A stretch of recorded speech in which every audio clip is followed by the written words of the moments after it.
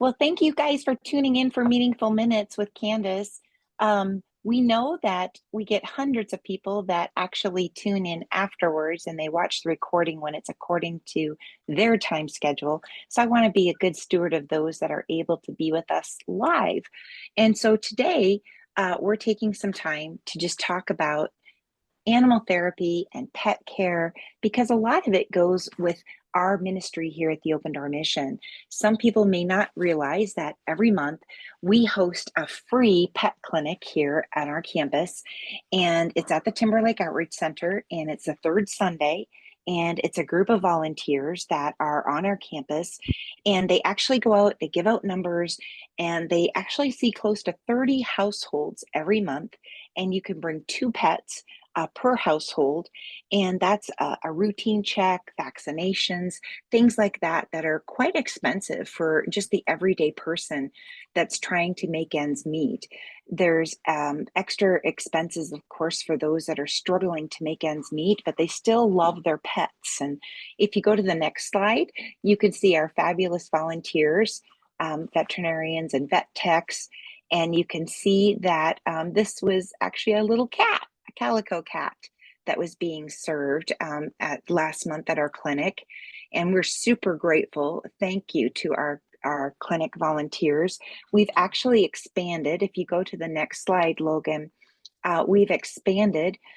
Some of our pets are coming from homes that are families struggling to make ends meet, and others are living on the streets with their owners. But we've actually expanded. On the next slide, you can see that we've expanded and we now have a pet food pantry. So you've seen our Manna food pantry, which is for consumer choices, and our pet food pantry allows our pet owners to have not only food, but oftentimes we get donated um, collars and harnesses and just even things down to kitty litter and things that really help people to make ends meet in their own homes. That really goes hand in hand with animal therapy at the Open Door Mission. We know that many of our guests are struggling with trauma even before they get to the Open Door Mission, and then experiencing homelessness is trauma in itself. If you see this next slide, it's one of our darling littles at the, oops, we missed, I think we missed one, Logan. Here she is. She's got a great smile. Oh, we didn't stay on it. There she is. Isn't she gorgeous? And we have animal therapy every week at the Lydia House. We have a partnership with Scatterjoy Acres to bring varied animals. We've even had a marsupial. If you didn't know, that's a kangaroo participate in our animal therapy.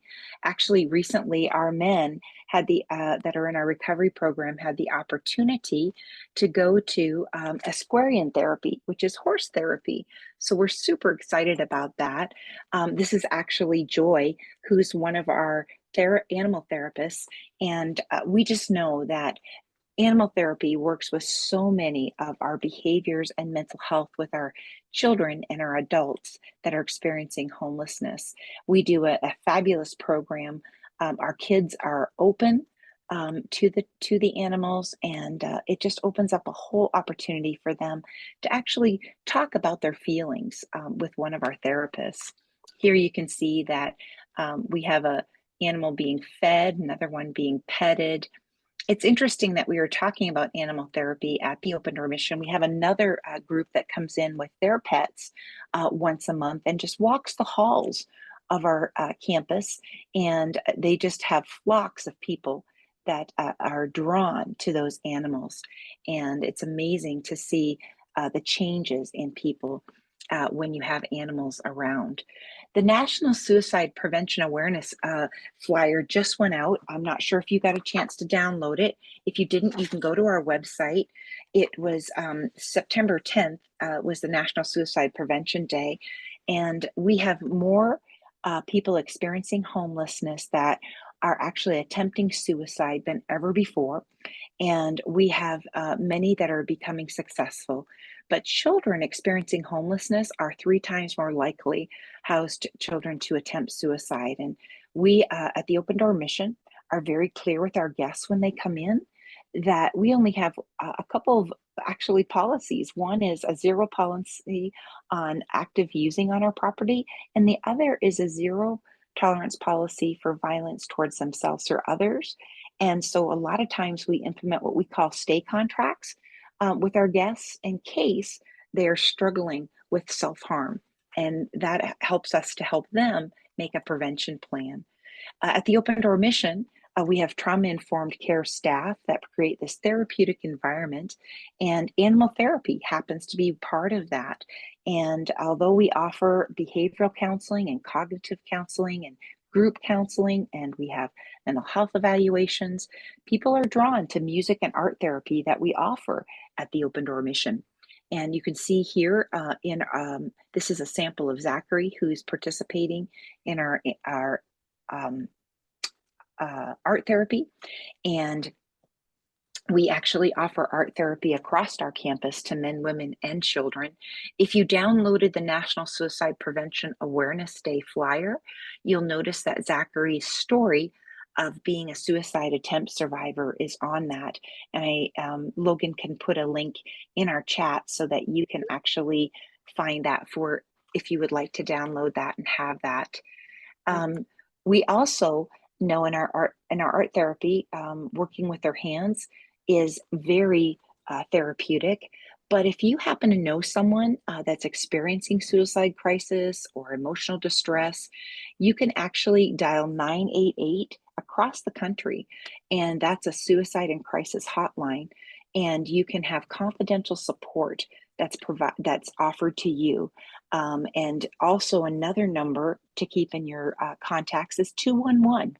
211 takes you right to the United Way first call for help, and they are open 24/7 and can literally offer you assistance if you have someone that you're helping or need to help with one emotional distress or suicidal thoughts or even thoughts to harm oneself.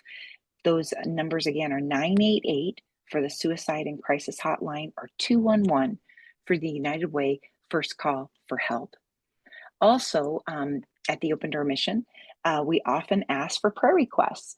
And so I want to just take a moment that if you want to jot down a few things in your prayer journal, that we continue to see our guests heal from animal and art therapy, that you would continue to pray for our volunteers as we go into the fall, because we're seeing a 20% increase in services. And that means that we need more volunteers to help our pet clinic and our art therapy and our animal therapy run. And so those are wonderful prayer requests that you can add. For those that are struggling with thoughts of suicide and health harm, would you pray for peace for them? We can be interceders. And we also want to make you aware our free health and wellness healing clinic is often dealing with our guests that are attending with their suicide thoughts. They're our first point of contact at the intake and our health and wellness clinic.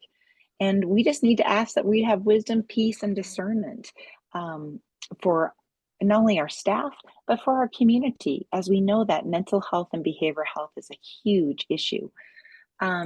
Is there any questions about animal therapy, our pet clinic, our National Suicide Prevention Awareness Day? We tend to try to keep our time together less than 10 or 15 minutes so that you can pop back onto your fabulous lunch break. We know that hundreds of people will be tuning in to hear this update, but also please join us. We'll have our Love Your Neighbor celebration as we kick off celebrating 70 years, showing some love on Thursday, November 14th. And you can join us anytime from 5:15 to 8. And we'll have a short program actually at 6, I believe. And that'll just be an update of all the great things that are going on at Open Door Mission. So thank you so much for joining us today.